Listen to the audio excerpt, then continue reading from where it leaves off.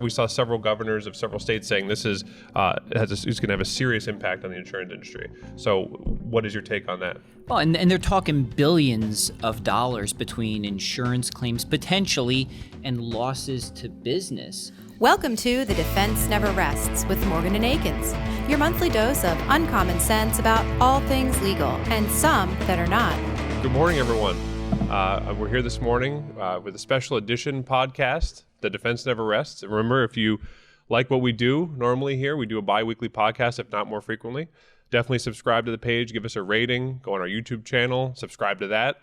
We'd love to have you. So, as I said, it's a special edition. That's why I'm leading it today, not our fearless leader. We decided that given the coronavirus outbreak, she's in a underground bunker to protect the integrity of the firm. So we can't disclose her location, but the sacrificial lambs are here to bring you a podcast. Nonetheless, we've persevered.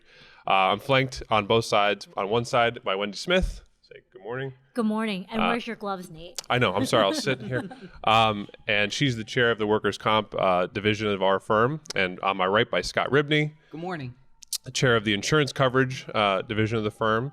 So we're going to focus today on actionable items in the face of the coronavirus. I think the only thing that people are saying consistently is wash your hands. Some people are wearing face masks and doing other things, but beyond that, wash your hands, don't be around other people, take those precautions. But we're taking it from more of an angle of as an employer, as a manufacturer of products, as a person dealing in the insurance coverage industry, people that we interact with on a regular basis that are our clients that we service. We're saying, what can you do, A, right now to combat coronavirus? What should you be looking at in your own policies, in your own, within your firm and also your insurance coverage policies? And then this is bound to happen again. So are you prepared the next time a pandemic occurs within your own workplace? So that's what we're going to focus on today. So be sure to write your questions below that you'd like us to answer. Your comments is how this podcast went.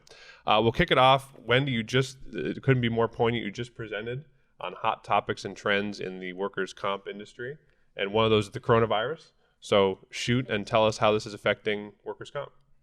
Well, I just make a quick correction. I actually talked about hot trends in the claims industry from a GL, workers' comp, and employment sector, because you see the headlines every day now. We have a global health emergency, and that is causing serious consequences on the insurance industry. So started off talking about, who is at the highest risk here. When you look at claims, you've got healthcare workers, airline and travel personnel, laboratory workers, emergency responders.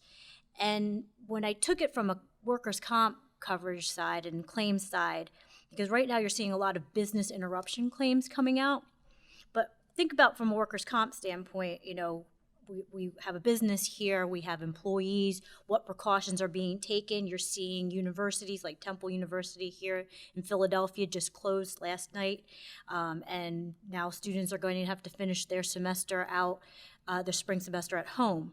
But workers' compensation, generally, they don't cover what's called ordinary diseases of life, such as the flu. What is the coronavirus? It's technically a straight of the flu or the cold. But workers' comp does cover occupational diseases. So when you look at who's at the highest risk, and you've got healthcare workers, they're working at hospitals, people are coming in sick, that puts them at risk. Could they have a workers' compensation claim? So we're going to take a look at what those types of workers and high risk claims that are going to come out, what actions we can do to prevent that. You also then start seeing a shift from the workers. If you can't get coverage under workers' compensation, then they look to the third party bodily injury claims, that result from the exposure to harmful conditions such as the coronavirus. Or what I think is more important for an industry standpoint is failure to exercise reasonable care in guarding against the risk of exposure. So, we look at airlines, Nate. What are airlines doing right now to safeguard themselves? What reasonable care are they taking against the risk of exposure? Right. And that, airlines obviously have been closing. They've been shutting down for certain periods of time. I've read several articles about the means by which they clean their aircraft, how much they clean their aircraft.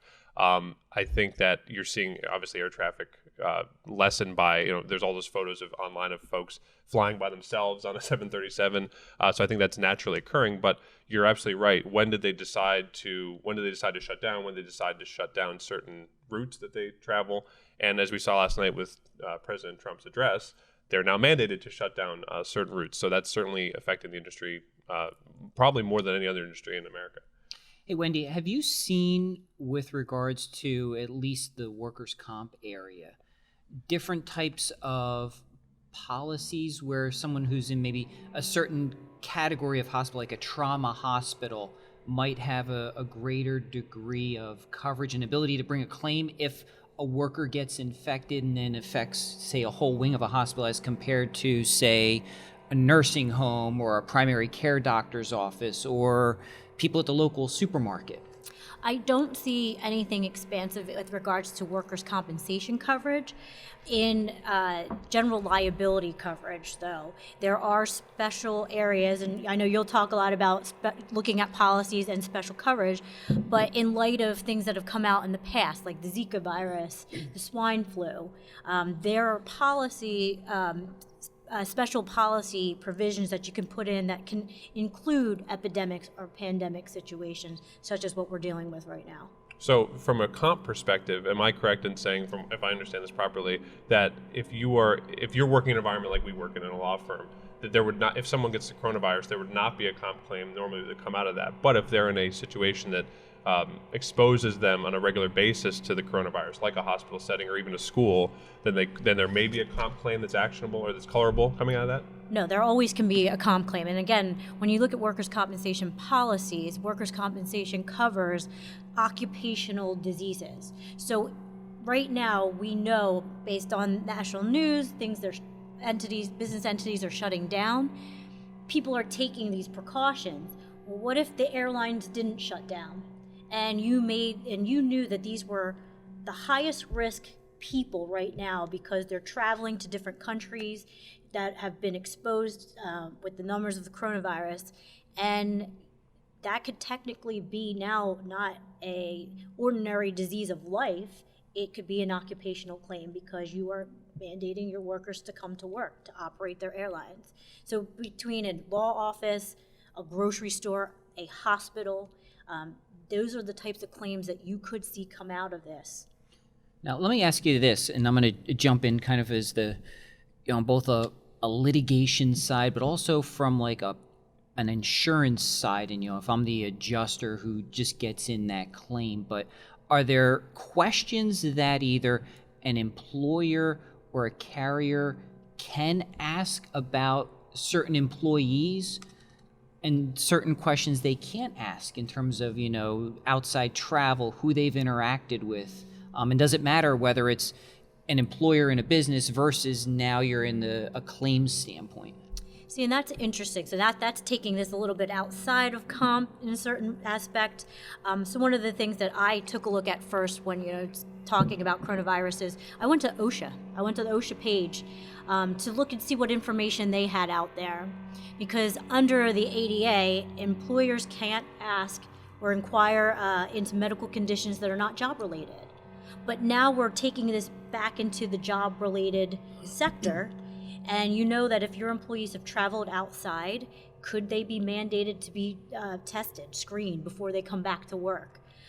That could be a possibility. The OSHA requirement now is that employees are to report immediately to employers if they think that they have been exposed to the coronavirus. And then in turn, an employer is to mandate quarantine. They have 21 days minimum to monitor this condition. And then the employee has to actually be tested before they are allowed to come back to work. Interesting. So let's move it. So let's bring Scott. And Scott's been a questioner here, so let's get his expertise too. That's on purpose. I know. That's great. We're just having a discussion. So Scott, we saw several governors of several states saying this is going to have a serious impact on the insurance industry. So what is your take on that? Well, and they're talking billions of dollars between insurance claims potentially and losses to business. But again, the problem is, and I've spent a good deal of time looking online and seeing what people are saying about this, they're not really saying what you should be doing from this. Okay, you're the carrier. Okay, how do you go about investigating a claim like this? They're saying here's where the potential coverages could lie. And, putting aside the liability claims for a moment, just talking on the first party side, a lot of what they're talking about, they're looking at your business interruption provisions. They're looking at coverage for when government entities step in and shut things down for coverage. A third area, excuse me, that isn't talked about, but it's certainly being affected is the trade credit insurance market. Mm-hmm. And most people say, well, what in the world is that? But it's basically insurance that a company can buy to protect itself in the event someone who buys their product can't pay. So when you look at, the trade wars that started a couple months ago, and then, some questions that lingered over, last night about whether and to what extent our borders may or may not be shut down to goods coming in, well, that's going to have an impact on companies and whether they can pay for items they've purchased. Construction equipment that could run in the millions of dollars on the side of the road that now they go into default on. But we're going to get into in a decent amount what questions you should be asking under both the first and third party sides. So I was just going to say, I have a question for you, Scott. Mm-hmm. When you take a look at policies and coverage, they mandate that people, if they're going to get coverage for something in this type of situation as a pandemic, epidemic, there's special coverages that they have to have just for that. Now you've seen things like the Zika virus, the swine flu, coronavirus. Is this something that you think is going to be mandated in business policies, given what could happen with the business interruption that's going on right now? Well, I think there's always going to be carriers out there who will write just about any risk, okay? And, it's going to be on a certain business if they want to go and explore that. There's markets that are certainly available to them, but is there going to be an industry-wide, change where we're going to now incorporate this type of coverage across the board on a commercial lines policy? That's a much tougher question to answer. Where they're looking right now is what they call the civil authority coverage, where we're getting into governments shutting things down. And, a lot of people are saying, well, there's going to be coverage here for that. And I'm not in that realm immediately because just because you have someone come out and say, well, we're declaring a state of emergency, without more, I don't think that's enough to trigger the civil authority coverage. So if I'm a carrier and I have someone coming in, I'm going to want to know, what exactly was being ordered shut down? If anything. When we had Hurricane or Superstorm Sandy years ago, and the governor in New Jersey said you're not allowed to go into the beach area, and they cordoned off a big section, that's civil authority coverage because you couldn't get into a certain area. If you have here a situation where, the government comes in and says, okay, we're going to quarantine the town of, Smithville, and no one's allowed in or out, and businesses have to shut down, well, that's a civil authority type issue.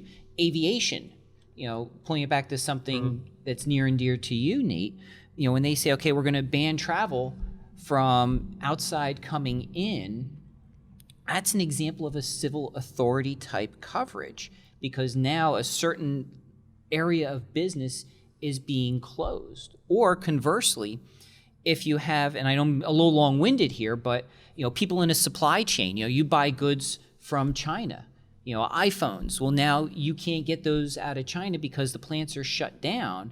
Your supply chain is being disrupted. You now have a business loss. There's a good chance that that's going to be covered under the policy. But again, you got to ask the questions about what exactly is the area that's being affected and why. I was going to say one of the things that just to get out of the civil authority realm is that when you look at from the claims handling side, think about something like as easy as life insurance. And a lot of life insurance policies, they require you to get pre-testing done.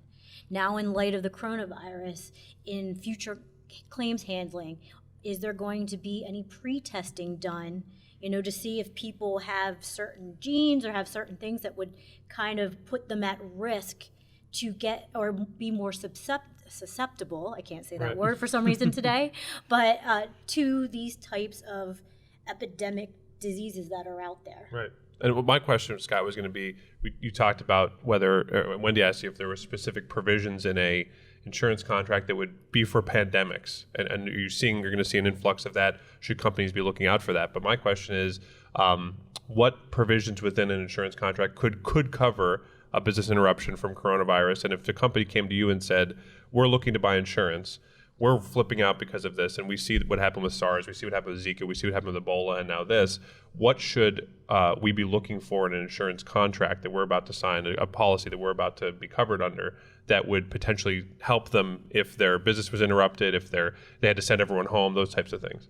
Well, let me start with you, Wendy. First, I don't see those types of requirements being implemented beyond the life and health insurance arena. You're not going to see that when you go to apply for an auto insurance policy or an insurance policy on your house or a commercial insurance policy. And when you go to get life insurance, they do the testing. Health insurance, depending on what you're looking to insure, they may go and ask you to submit to some type of examination. So I think it's really confined to those areas and probably isn't going to expand beyond that. But you make a great question in terms of the claims that come in. And then I haven't forgotten your questions Quite yet. all right. But you get the claim in for the business interruption. The law firm shuts down for 2 weeks, or the business shuts down for 2 weeks because they think they had someone come into the building who had contact with somebody else who was at a party in another state, and it may have exposed everybody to it. And now there is going to be this claim. And from the carrier perspective, my response to that is, don't forget the causation requirement. Because again, putting aside the civil authority coverage for a moment, you're just talking straight up business interruption, you have to show some type of link. And what nobody's talking about is, okay, how does the carrier prove, or how does the insured have to prove that the person that came in, A, tested positive for the coronavirus, and then B, actually spread some of those germs in the building? Is it enough that they just walked through an open door and didn't touch anything?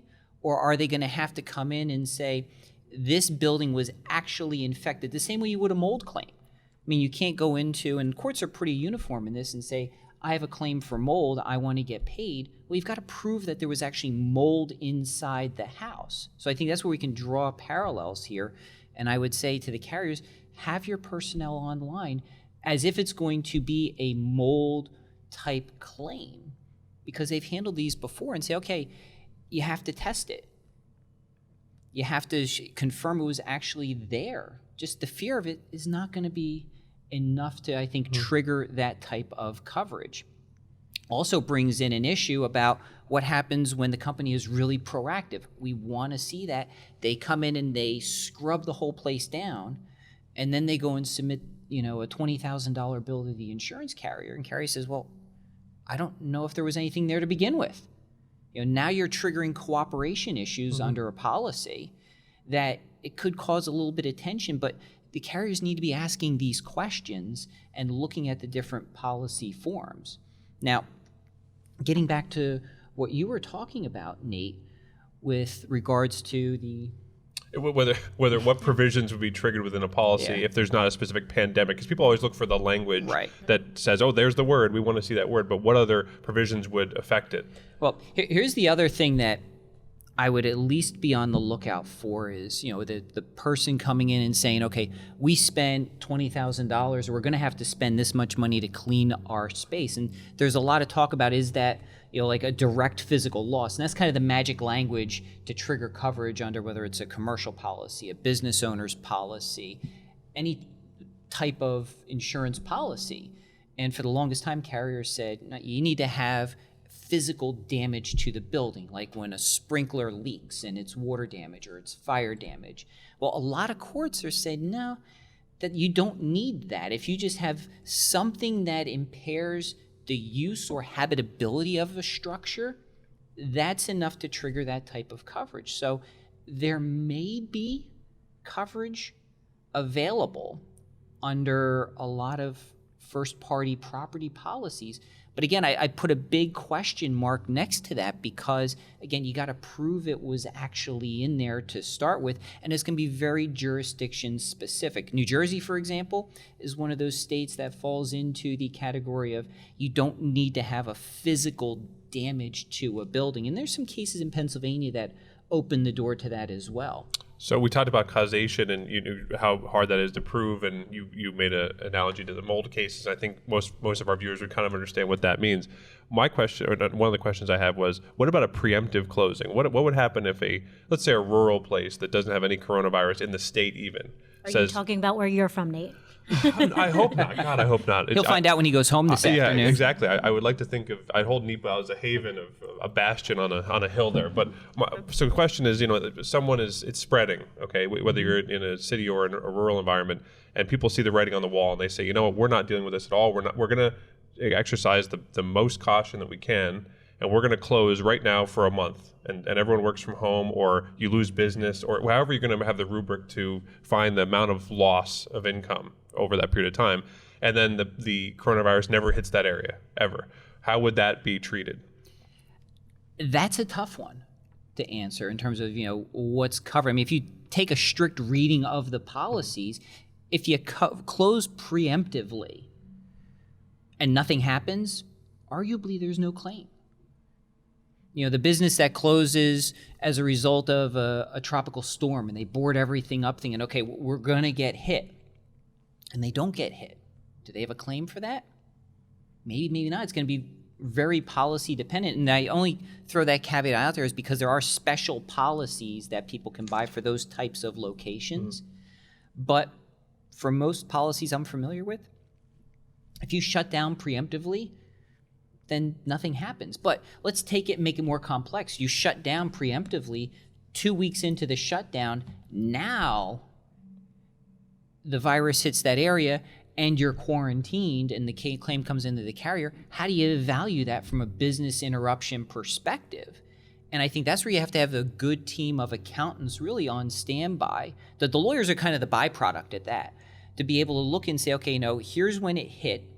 What was your profits over this period of time? Now we've got to parse out 2 weeks you may have been closed or how many days versus when you would have been shut down as a result of this hitting because of either the local or state government saying you can't operate, or just the virus hitting and right. You have to clean everything. And that's that's the conundrum there for businesses right now, because if you don't take these preemptive measures, you have these universities shutting down. Students have already paid for their semester to be at school, but then if they don't, and you have this epidemic running around out there, then that takes you back to, you opened yourself up to these third-party liability claims. You didn't exercise reasonable care, in guarding against that risk of exposure. Right. And if I could just add, because I was reading about this last night, there are already reported cases out west of companies being called out for fraudulent misrepresentations for selling goods that they say will cure or prevent the virus here. So one of the parts of my practice is insurance fraud, and we see it after every natural disaster where there's always, a certain percentage of claims that come in where they're just fraudulent claims. So then the question then turns for this particular virus, especially with business interruption claims, they're going to come in. So how's a carrier going to go and identify, those types of claims? What things should they be on the lookout for? And I'm throwing it out there because insurers want to help everybody. That's in their nature. They're good people. They want to give coverage. But you also have a certain segment that tries to take advantage of that. So it's just a quick word of caution to always remember the red flags and keep an eye on them in individual claims where they come in with something like this. Right. Well, so what would happen, Wendy, if an employer said, listen, We don't know if it's going to hit this area or not yet. We're still evaluating things, but with all due caution, we're going to break down the population of an office between the young, healthy folks who are very unlikely to even get it, let alone die from it, and then some of the older folks where we've seen the death rates go up. What if they parse out and say, you 15, you're in work every day, and we want to keep the ball rolling. You 15 can go home and work from home. That's a tough one because you can't do it under the ADA. You can't segregate. Hey, you can do you population. You're older. It can be an age discrimination thing. And at this point in time, if you're going to shut it down, you shut the whole office down.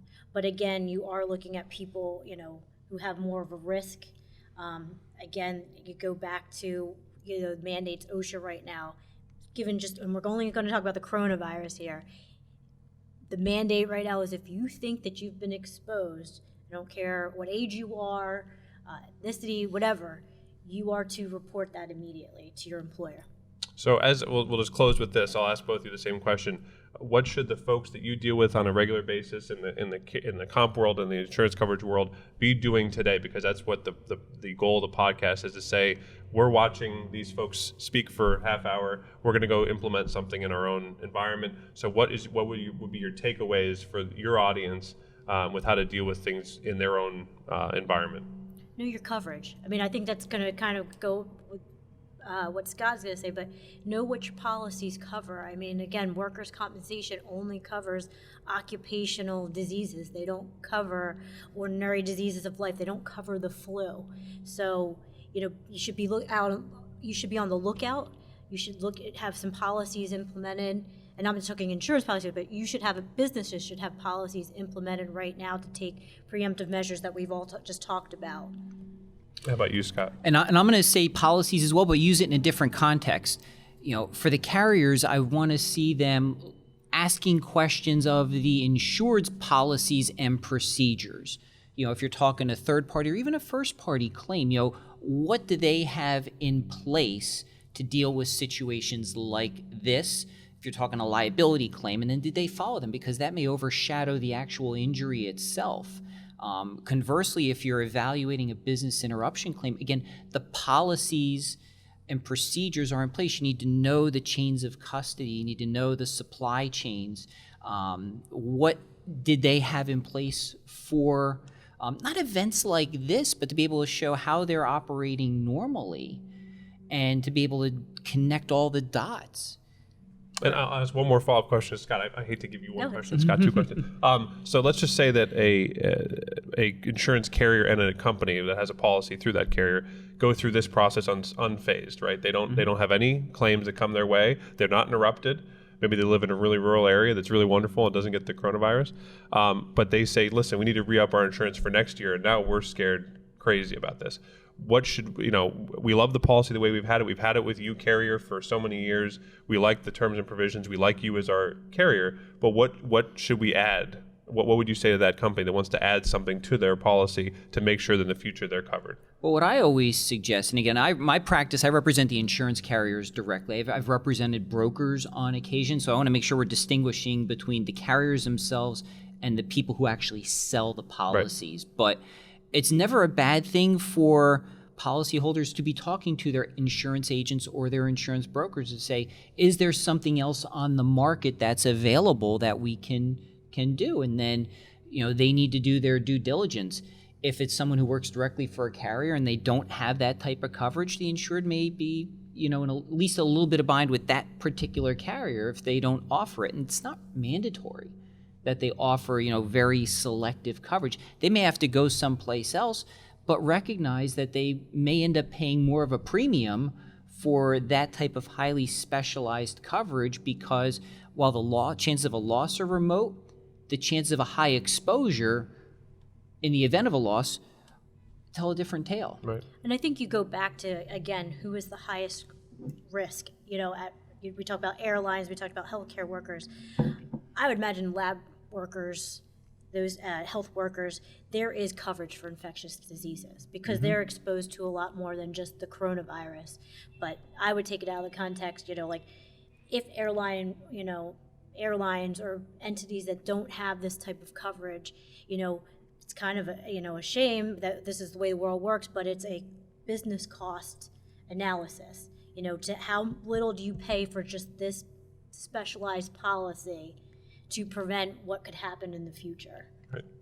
All right. Well, I appreciate both of your insights. I appreciate everyone watching and listening today. We hope that you can take some actionable items away in the wake of this coronavirus. I guess we can call it a pandemic now, and any future pandemics. I don't know if I'm allowed to say that word yet, but I think it's already been used. Yeah, I guess it's been used, so we hope that in addition to what you've heard from governments and media and things, you can say, well, this is how I can affect my office, or this is how I can affect my industry or my community, and that you learned something today. So thanks very much for joining us for this special edition of The Defense Never Rests, and I hope you have a great rest of your week. Stay safe, everybody. Take care.